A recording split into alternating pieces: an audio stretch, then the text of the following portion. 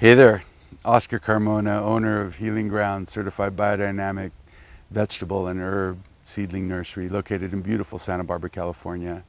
Today I'd like to talk to you about how to keep out both raccoons and rabbits.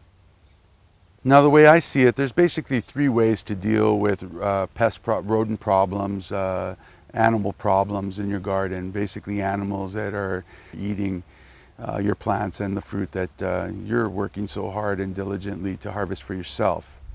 And as I said, there's basically three ways of dealing with this. One is the dire method of poisoning and killing.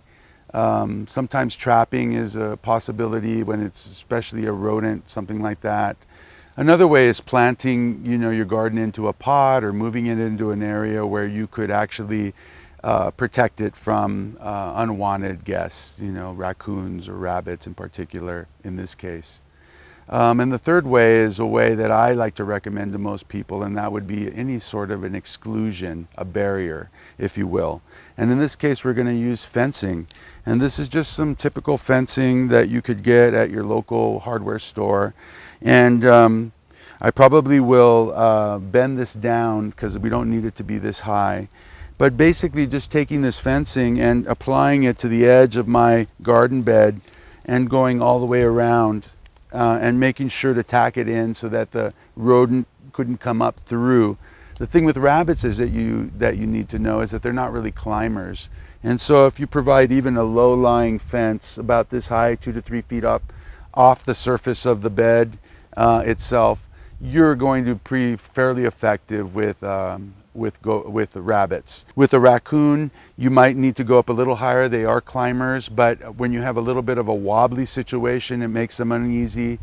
Another nifty trick with raccoons is that people can rent or buy sprinkler systems with movement sensors, and you can load those, plug them in, get the water, turn it on, and it basically gets activated with movement. And so during the night, when the raccoons are prowling about, because they mostly do that at night, it will spray them, and it's an uncomfortable feeling, to say the least, in the middle of the night. The number one answer I give people is to create a barrier or an exclusion, and using a fencing material to exclude animals from your garden is always I think a preferred way to go. You haven't killed anything in the process, requires a little bit of pre-planning and effort, but over the long haul, your work in the garden will be rewarded with wonderfully delicious and nutritious fruits and vegetables.